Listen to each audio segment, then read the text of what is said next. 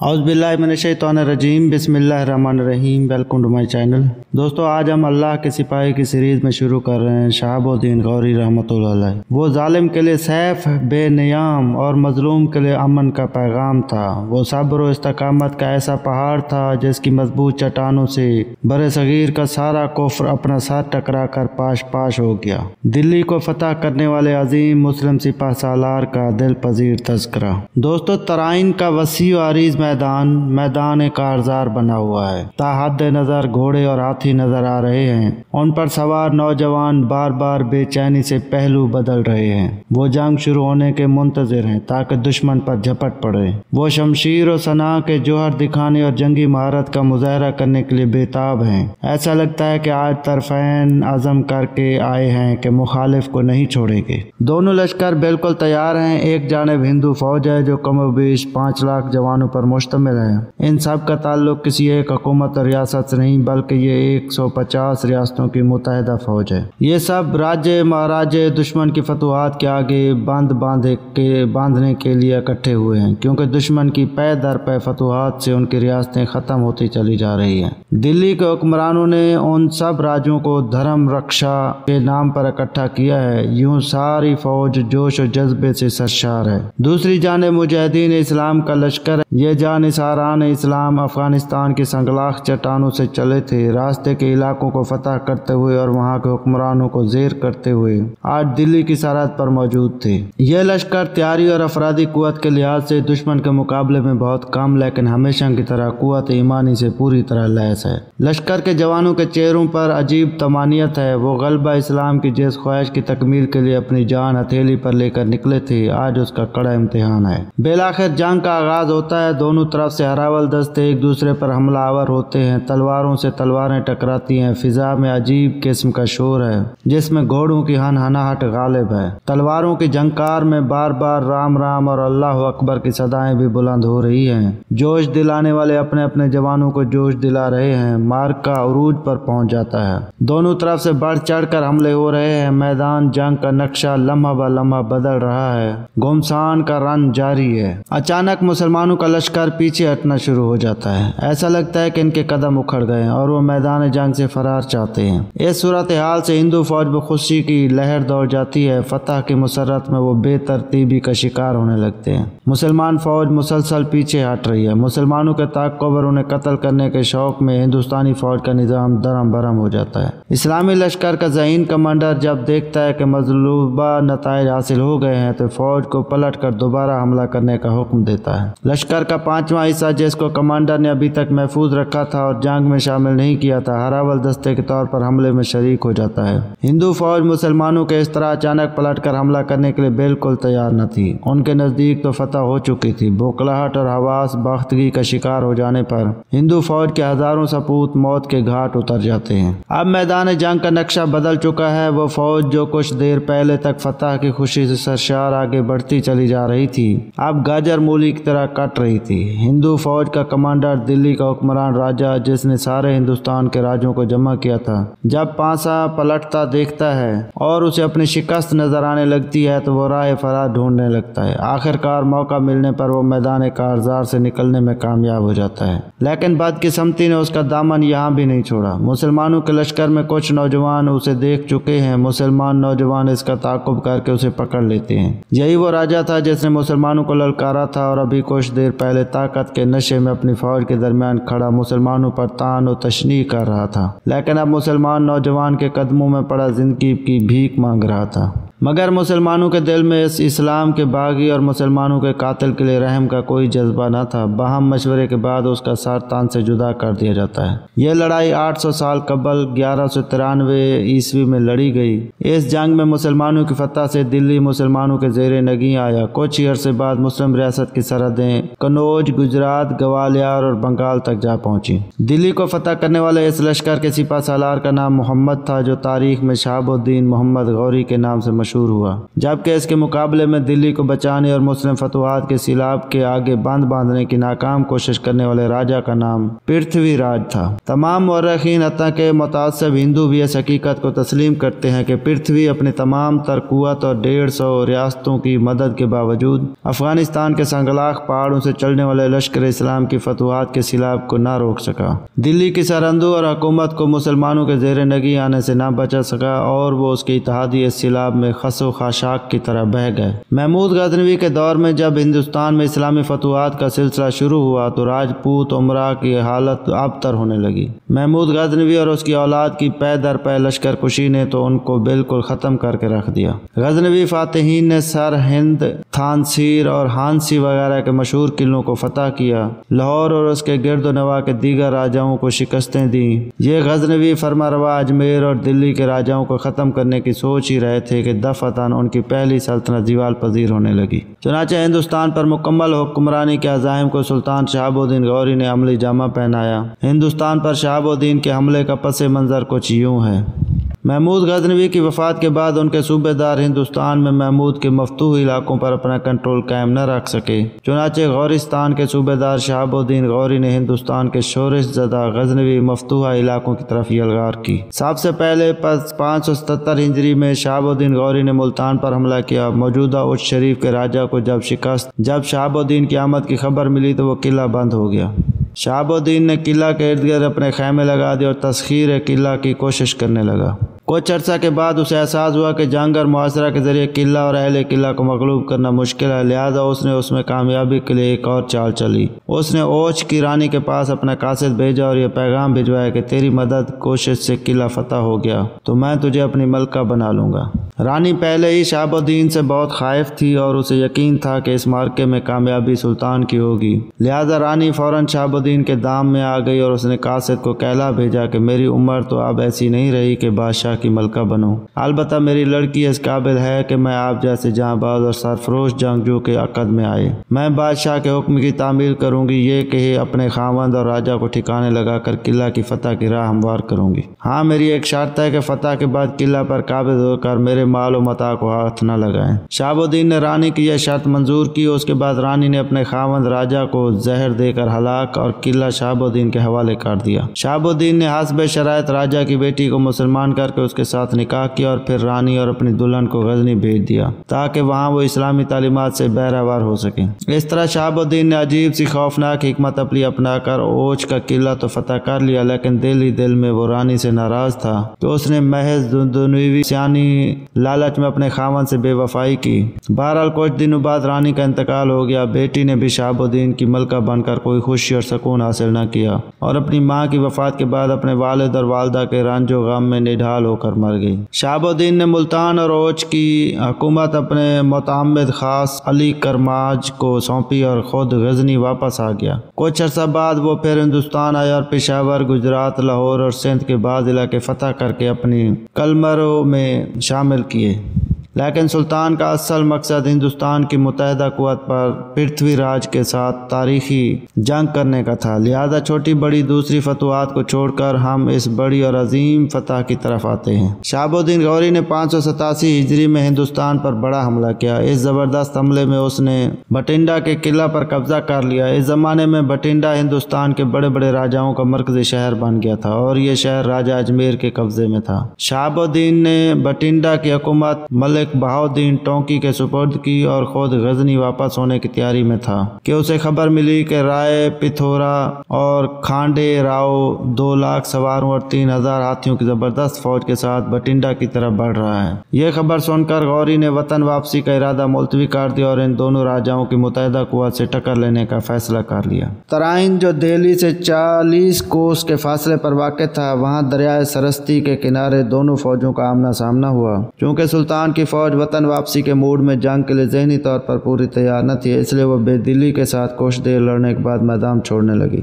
जबकि हिंदुओं की ताज़ा दम फौज जो तादाद में भी गौरी से कई गुना ज्यादा थी जान तोड़ कर लड़ी। चुनाचे पहले ही हल्ला में मुसलमानों के पांव उखड़ गए। शहाबुद्दीन का मेमना और मयसरा बिल्कुल खाली हो गया। कल्ब में अलबत्ता कुछ लश्करी बाकी रह गए। फौज की बेतरतीबी और बदहाली देखकर शहाबुद्दीन के एक अमीर ने मशवरा दिया कि इस वक्त जंग से किनारा कुशी अख्तियार कर ली जाए। इस اس لیے عام فوجیوں کے علاوہ افغانی اور خلیجی سردار جو اب تک پورے جوش و جذبے کے ساتھ لڑتے رہے جنگ کے موڈ میں نہیں ہیں، اس لیے وقتی طور پر پسپائی اختیار کر کے لاہور کی طرف روانہ ہو جائیں۔ لیکن غوری نے اپنے مشیر کا مشورہ نہیں مانا۔ اس نے ہمت و جرأت کا مظاہرہ کرتے ہوئے کل میں باقی ماندہ سپاہیوں کی رفاقت میں دشمن پر حملہ کر دیا۔ اس مارکے میں شہاب الدین نے جاں بازی کا زبردست مظاہرہ کیا۔ شہاب الدین دشمن پر تابڑ توڑ حملے کر رہا تھا کہ راجہ دلی کھانڈے راؤ کی نظر اس پر جا پڑی۔ چنانچہ اس نے اپنا ہاتھی شہاب الدین کی طرف بڑھایا، لیکن اللہ کا شیر بھی غافل نہ تھا، اپنا نیزہ سنبھال کر اس کی طرف متوجہ ہوا۔ ہاتھی کے قریب پہنچ کر اس نے پوری قوت سے نیزہ ہاتھی کے منہ میں گھونپ دیا۔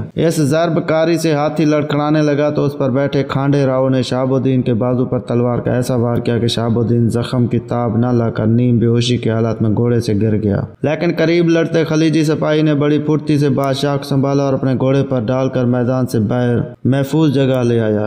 زخمی شیر اب میدان چھوڑ کر بھاگنے والے اپنے ہم وطن افغان سرداروں کے آغوش میں میدان جنگ سے 20 کو اس کے فیصلے پر ایک خیمے کے اندر پڑا تھا۔ مسلمان فوجی جو ادھر ادھر بکھرے ہوئے تھے سب سلطان کے پاس آئے اور اپنے بادشاہ کو زندہ سلامت پا کر اطمینان کا سانس لیا۔ وفاداروں نے شہاب الدین کو کندھے پر اٹھایا اور واپس وطن روانہ ہوئے۔ وطن پہنچ کر شہاب الدین نے میدان جنگ سے بھاگنے والے افغان امیروں سے کچھ نہ کہا، لیکن خلیجی اور غوری کی خوب خبر لی۔ اس نے جو اور چنے تھیلوں میں بھرے اور ان سرداروں اور جرنیلوں کے منہ پر چڑھا کر سارے شہر میں پھرایا۔ شہاب الدین نے حکم دیا کہ جو کچے جو اور چنے نہ کھائے اسے قتل کر دیا جائے۔ بھگوڑے جرنیلوں نے اپنی جانوں کی سلامتی کو غنیمت جان کر تھیلیوں میں بھرے چنے اور جو چبانے شروع کیے، تب ان کی خلاصی ہوئی۔ شہاب الدین غورستان پہنچنے کے بعد غزنی روانہ ہوا۔ وہاں سے اس نے ہندوؤں سے شکست کا انتقام لینے کے لیے زبردست فوجی تیاریاں شروع کر دیں۔ جنگی تیاروں کے دوران انہوں نے دن کا چین اور رات کا آرام اپنے اوپر حرام کر دیا۔ شکست کے دوسرے ہی سال وہ 1,07,000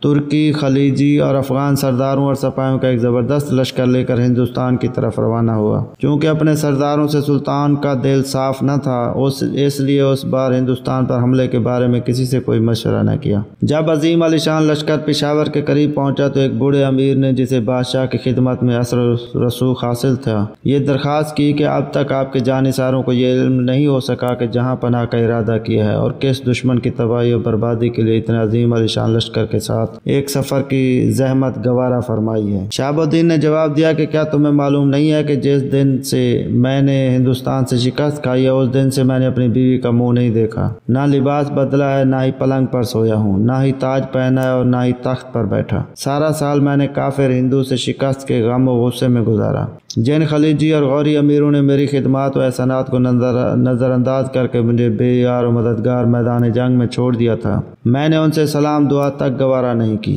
ان نمک حرام بے وفا اور غدار امیروں سے اب بھی کوئی امید نہیں، لیکن اللہ تعالیٰ کے بھروسے پر میں ان آزمائے ہوئے بے وفا امیروں کے ساتھ پھر ہندوستان پر حملہ کرنے جا رہا ہوں۔ بوڑھے امیر نے بادشاہ کی یہ بات سن کر بڑے ادب سے کہا، اللہ تعالیٰ آپ کو کامیاب کرے۔ مجھے امید ہے کہ گزشتہ جنگ میں آپ سے بے وفائی کرنے والے امیر اپنے اس گناہ اور جرم پر نادم و شرمسار ہیں۔ آپ کی بار وہ ایسا نہیں کریں گے، آپ کا پورا ساتھ دیں گے، اپنے دامن پر صاحب کا بزدلی کے لگے داغ دھو ڈالیں گے۔ ساتھ ہی میری درخواست ہے، بوڑھے امیر نے کہا، کہ آپ اپنے امیروں کا قصور معاف کر دیں اور انہیں شرف باریابی عطا کریں۔ آپ کا یہ حسن سلوک انہیں اپنے گناہوں پر نادم کرے گا اور آمدہ جنگ میں یہ حق نمک ادا کریں گے۔ شہاب الدین کو بوڑھے امیر کی یہ بات پسند آئی۔ اسی وقت دربار عام منعقد ہوا۔ معتوب امیروں کو گراں قدر خلقتوں سے نوازا، ان کی گزشتہ خطاؤں کو معاف کر کے ان سے آئندہ وفاداری کا عہد لیا۔ دوسرے روز شہاب الدین اس مقام کو خیر بات کہہ کر آگے بڑھا اور منزل بہ منزل سفر کرتا ہوا ملتان پہنچا۔ یہاں شہاب الدین نے ان امیروں کے مرتبوں میں اضافہ کیا جنہوں نے ان کی عدم موجودگی میں خیر خواہی اور نمک حلالی کا دامن نہ چھوڑا تھا اور اس ہنگامہ خیز زمانے میں لاہور کے مسلمان سالاروں کی مدد کرتے رہے تھے تاکہ وہ گرد و پیش کے راجاؤں کے ساتھ بڑے سخت مقابلہ میں سلطان کا ساتھ دے سکیں۔ شاہی لشکر جب لاہور پہنچا تو شہاب الدین نے اپنے ایک معتمد خاص امیر جس کا نام رکن الدین حمزہ تھا کو اجمیر روانہ کیا اور اس کے توسط سے अजमेर के राजा और उसके बाशिंदों को इस्लाम की दावत दी। राय पिथौराया दावत पाकर गुस्से में सीख पा हुआ और उसके जवाब में सख्त लहजे में सुल्तान को गलीज गालियों से नवाजते हुए मैदान जंग में ललकारा। उसके साथ ही उसने हिंदुस्तान के तमाम राजाओं को अपनी मदद के खतूत लिखे। जवाब में हिंदुस्तान के सभी राजाओं ने राय पिथौरा का साथ देने का अहद किया और अपने अपने लश्कर लेकर उसकी मदद के लिए चल पड़े। चंद दिनों के अंदर तमाम हिंदुस्तानी राजे राय पिथौरा के गिर्द जमा हो गए। राय पिथौरा 3 लाख राजपूतों और अफगानों का अजीम आलीशान लश्कर लेकर शहाबुद्दीन का मुकाबला करने के लिए आगे बढ़ा। दरियाए सरस्ती के किनारे तराइन के मकाम पर दोनों लश्कर आमने सामने हुए। हिंदुस्तान भर के 150 सवार राजपूत राजाओं ने बहादुरी का टीका अपनी पेशानियों पर लगाया और इंतहाई दलेरी और जुर्रत से काम लेने और मुसलमानों को तबाह बर्बाद करने की कस्में खाईं। इन राजाओं ने आपस में अहद किया कि जब तक मुसलमानों को बिल्कुल ख़त्म न कर लेंगे उस वक्त तक अपनी तलवारें नियाम में वापस न ले जाएंगे और इस मैदान जंग में अपने अपने कमालात का ऐसा मुजाहरा करेंगे कि दुनिया में हमेशा के लिए नाम बाकी रहे। ये राजा चूँकि शहाबुद्दीन को एक मरतबा शिकस्त दे चुके थे इसलिए उनके हौसले बहुत बुलंद थे। इन राजाओं ने आपस में तय किया कि आगाज़ जंग से पहले शहाबुद्दीन को एक हिदायतनामा भेजा जाए। उन्होंने सुल्तान को एक ख़त लिखा जिसका मजमून था, हम हिंदू राजाओं के अजीम आलीशान लश्कर की कैफियत तुम्हें मालूम हुई होगी। हमारे साथ जिस कदर लश्कर है वो तुम्हें और तुम्हारी नन्ही मुन्नी फौज को तहस नहस कर देने के लिए काफ़ी है, लेकिन अभी हिंदुस्तान के दूसरे इलाकों से भी मजीद अफवाज की आमद जारी है जिनके कदमों से ज़मीन का सीना काँप रहा है। अगर तुम्हें अपनी जान अजीज़ है तो अपने सपायों की गरीब वतनी पर तरस खाओ, हमसे लड़ने का इरादा तर्क करके वापसी की राह लो। हम तुमसे किसी किस्म का तारुज नहीं करेंगे और तुम्हारा रास्ता नहीं रोकेंगे। हम तुम पर तरस खाते हुए तुम्हें वापस लौट जाने का नेक मशवरा देते हैं, वरना याद रखो कल सुबह हम अपने 3000 हाथियों पर सवार बेशुमार जंगजुओं के साथ मैदान जंग में तुम्हारा हश्र कर देंगे। शहाबुद्दीन ने राजाओं का यह खत पढ़कर दूरअंदेशी से काम लेते हुए जवाब भिजवा दिया, मुझे इस अमर का पूरा एहसास है कि आपका खत मोहब्बत और हमदर्दी के जज्बात से मामूर है। मैं आपकी हिदायत पर अमल जरूर करता लेकिन क्या करूं, मजबूर हूं। अपने भाई का माकूम और ताबे फरमान हूं और इसी के हुक्म की तामील में यहाँ तक आपके मुकाबले आया हूं।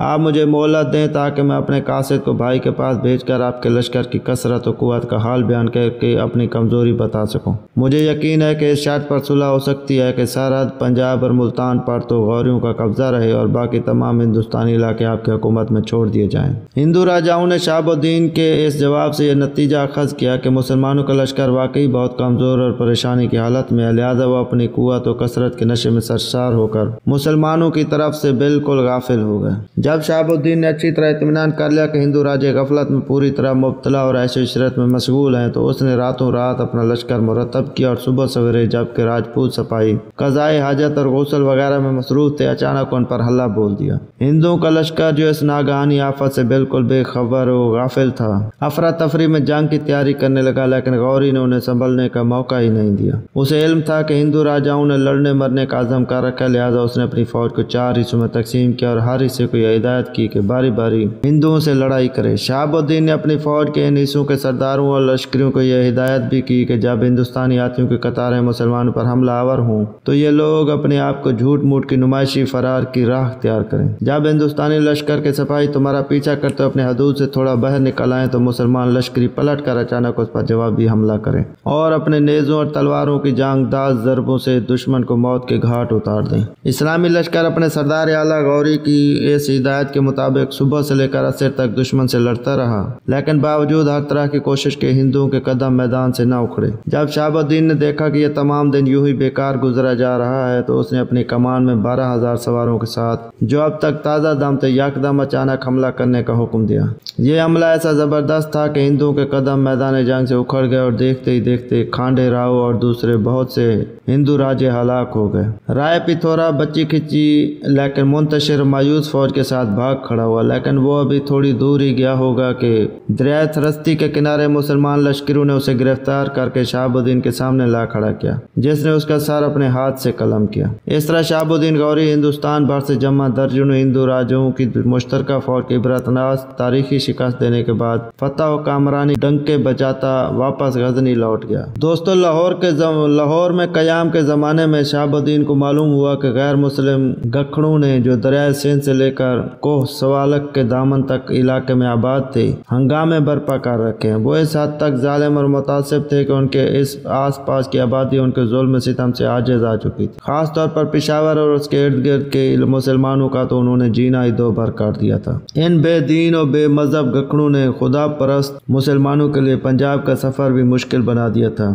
یہ لوگ کسی مذہب یا اخلاق کے پابند نہ تھے۔ اپنی جوان سال بالغ لڑکیوں کے ساتھ ان کا سلوک انتہائی غیر مہذبانہ بلکہ کمینہ پن تھا۔ ان کے یہاں رواج تھا کہ جب ان کی لڑکی جوان ہوتی تو اس کا باپ یا بھائی اس کا ہاتھ پکڑ کر اپنے مکان کے دروازے پر آ کھڑا ہوتا اور راہ چلنے والوں کو اپنی لڑکی فروخت کے لیے پیش کرتا۔ اگر خوش قسمتی سے کوئی راہگیر اس لڑکی کو پسند کر کے خرید لیتا تو منہ مانگے دام لے کر یہ لڑکی اس کے حوالے کر دی جاتی، ورنہ اس معصوم بچی کو وہی موت کے گھاٹ اتار دیا جاتا۔ ان لوگوں میں یہ دستور بھی تھا کہ ایک عورت کئی شوہروں کی زوجہ ہوتی۔ جو شوہر اس عورت کے گھر جاتا وہ باہر دروازے پر اپنا نشان لگا جاتا کہ دوسرے شوہروں کو اس کی موجودگی کا علم رہے۔ ایسے عالم میں کوئی دوسرا شوہر عورت کے مقام پر آتا تو نشان دے کر اندازہ لگا لیتا کہ اس وقت عورت تنہا نہیں ہے، لہذا وہ فوراً واپس چلا جاتا۔